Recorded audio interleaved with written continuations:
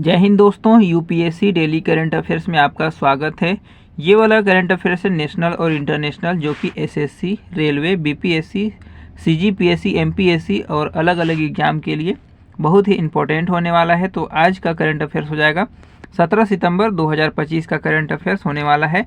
तो चलिए शुरू करते हैं। हमारा सबसे पहला क्वेश्चन हो जाएगा, हाल ही में न्यायमूर्ति श्री एम सुंदर को किस उच्च न्यायालय का मुख्य न्यायाधीश नियुक्त किया गया है? तो देखिए, न्यायमूर्ति श्री एम सुंदर को मणिपुर उच्च न्यायालय का मुख्य न्यायाधीश नियुक्त किया गया है। अगला है क्वेश्चन नंबर 2 हो जाएगा, केंद्रीय कृषि मंत्रालय द्वारा रबी अभियान 2025 के लिए राष्ट्रीय कृषि सम्मेलन कहाँ आयोजित किया गया? तो देखिए, केंद्रीय कृषि मंत्रालय द्वारा रबी अभियान 2025 के लिए राष्ट्रीय कृषि सम्मेलन नई दिल्ली में आयोजित किया गया।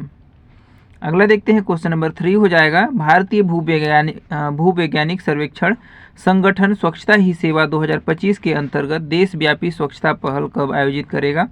तो देखिए, भारतीय भूवैज्ञानिक सर्वेक्षण संगठन स्वच्छता ही सेवा 2025 के अंतर्गत देशव्यापी स्वच्छता पहल देखिए 17 सितंबर से 2 अक्टूबर 2025 तक आयोजित करेगा। अगला है क्वेश्चन नंबर 4 हो जाएगा, अगस्त 2025 तक प्रधानमंत्री ग्राम सड़क योजना के अंतर्गत कुल कितनी किलोमीटर लंबी ग्रामीण सड़कें स्वीकृति की गई है? तो देखिए, अगस्त 2025 तक प्रधानमंत्री ग्राम सड़क योजना के अंतर्गत कुल देखिए 8.38 लाख किलोमीटर लंबी ग्रामीण सड़कें स्वीकृति की गई है।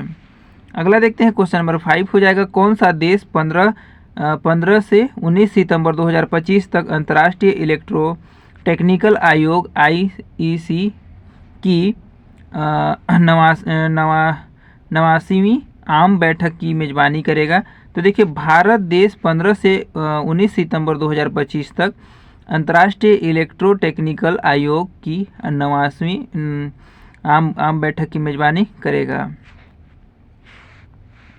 अगला देखते हैं, क्वेश्चन नंबर 6 हो जाएगा, वर्तमान में यूनेस्को की विश्व विरासत स्थलों की अस्थायी सूची में भारत के कितने धरोहर शामिल हैं?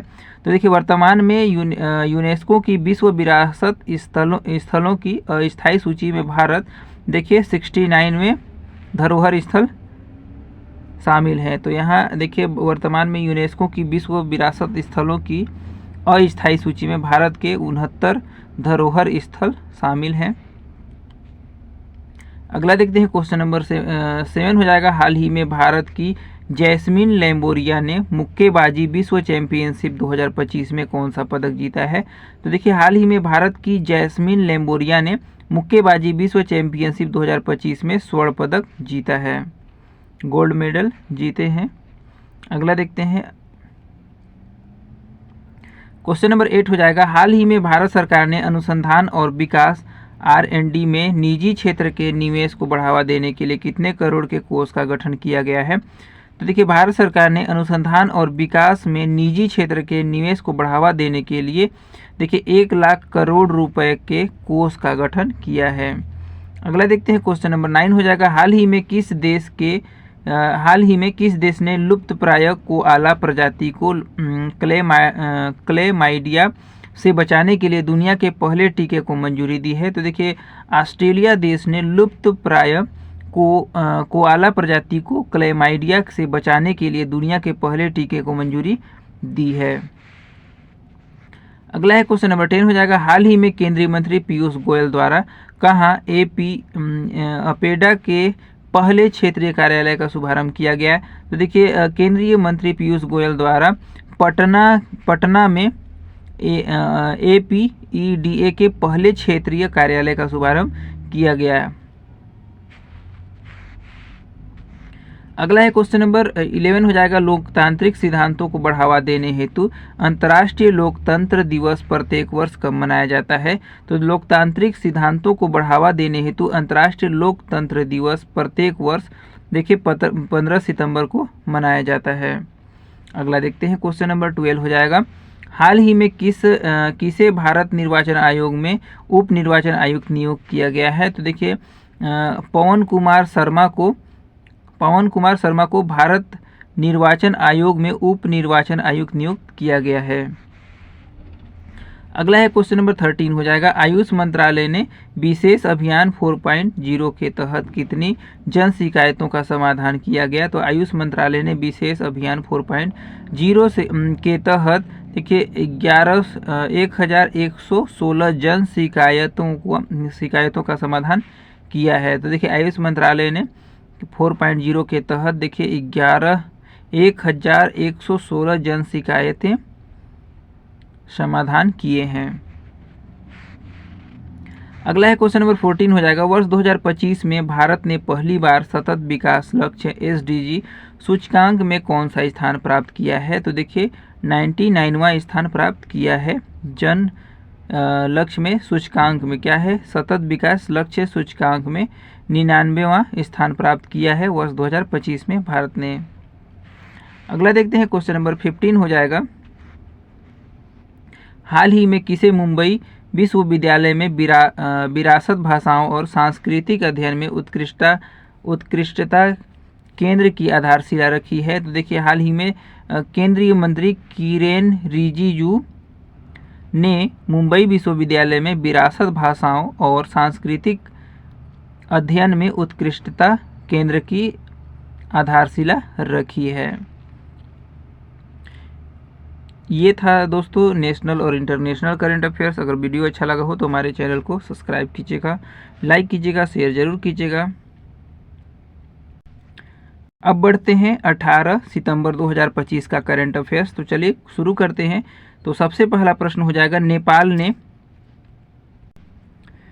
नेपाल ने सरकार विरोधी प्रदर्शनों के पीड़ितों को श्रद्धांजलि देने के लिए किस तारीख को राष्ट्रीय शोक दिवस के रूप में मनाने की घोषणा की है। तो देखिए नेपाल ने सरकार विरोधी प्रदर्शनों के पीड़ितों को श्रद्धांजलि देने के लिए 17 सितंबर को राष्ट्रीय शोक दिवस के रूप में मनाने की घोषणा की है।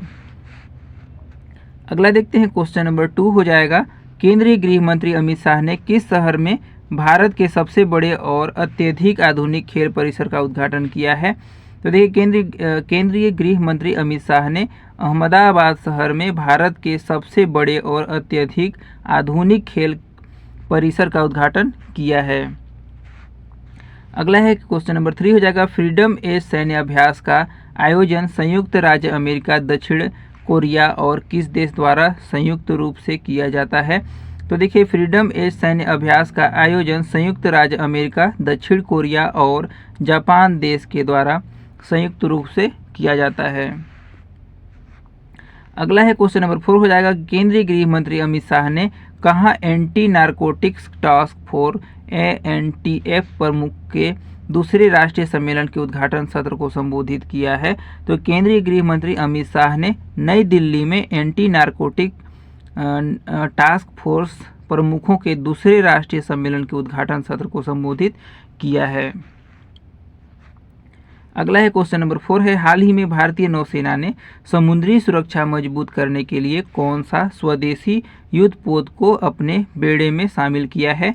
तो देखिए हाल ही में भारतीय नौसेना ने समुद्री सुरक्षा मजबूत करने के लिए एंड्रोथ स्वदेशी युद्धपोत को अपने बेड़े में शामिल किया है। अगला देखते हैं क्वेश्चन नंबर 6 हो जाएगा, जुलाई 2025 तक पूर्वोत्तर भारत में कितने किलोमीटर लंबे राष्ट्रीय राजमार्गों का निर्माण किया गया। तो देखिए जुलाई 2025 तक पूर्वोत्तर भारत में देखिए 16,207 किलोमीटर लंबे राष्ट्रीय राजमार्गों का निर्माण किया गया है। अगला है क्वेश्चन नंबर 6 हो जाएगा, अगस्त 2025 में थोक मूल्य सूचकांक WPI आधारित मुद्रास्फीति बढ़कर कितना प्रतिशत हो गई है। तो देखिए अगस्त 2025 में थोक मूल्य सूचकांक आधारित मुद्रास्फीति बढ़कर लगभग देखिए 0.52% हो गई है। अगला देखते हैं क्वेश्चन नंबर 8 हो जाएगा, भारतीय नौसेना जहाज कदमत अपनी 3 महीने की तैनाती के हिस्से के रूप में एक सद्भावना यात्रा के लिए 15 सितंबर 2025 को किस देश पहुंचा है। तो देखिए भारतीय नौसेना जहाज कदमत अपनी 3 महीने की तैनाती के हिस्से के रूप में एक सद्भावना यात्रा के लिए 15 सितंबर 2025 को फिजी देश में पहुंचा है। अगला है क्वेश्चन नंबर 9 हो जाएगा, हाल ही में असम और पूर्वोत्तर भारत के कुछ हिस्सों में कितने तीव्रता का भूकंप आया है। तो देखिए हाल ही में असम और पूर्वोत्तर भारत के कुछ हिस्सों में 5.8 तीव्रता का भूकंप आया।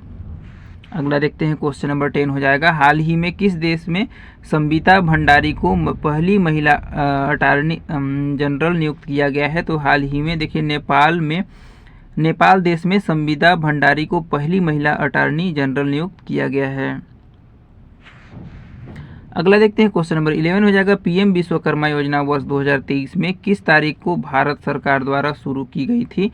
तो देखिए पीएम विश्वकर्मा योजना वर्ष 2023 में 17 सितंबर 2023 में भारत सरकार द्वारा शुरू की गई थी। अगला देखते हैं क्वेश्चन नंबर 12 हो जाएगा, वर्तमान में केंद्र सरकार द्वारा कितने चिन्हित जिलों में नशा मुक्ति भारत अभियान NMBA चलाया जा रहा है। तो देखिए वर्तमान में केंद्र सरकार द्वारा 372 जिलों में नशा मुक्ति भारत अभियान चलाया जा रहा है। अगला देखते हैं क्वेश्चन नंबर 13 हो जाएगा, भारत के सकल घरेलू उत्पाद GDP की उत्सर्जन तीव्रता वर्ष 2005 से 2020 के बीच कितने प्रतिशत कम हो गई है। तो भारत के सकल घरेलू उत्पाद की उत्सर्जन तीव्रता वर्ष 2005 से 2020 के बीच देखिए 36% कम हो गई है। अगला देखते हैं क्वेश्चन नंबर 14 हो जाएगा, हाल ही में किसको नई दिल्ली स्थित अखिल भारतीय आयुर्वेद संस्थान का नया निदेशक नियुक्त किया गया है। तो देखिए हाल ही में प्रोफेसर प्रदीप कुमार प्रजापति को नई दिल्ली स्थित अखिल भारतीय आयुर्वेद संस्थान का नया निदेशक नियुक्त किया गया है।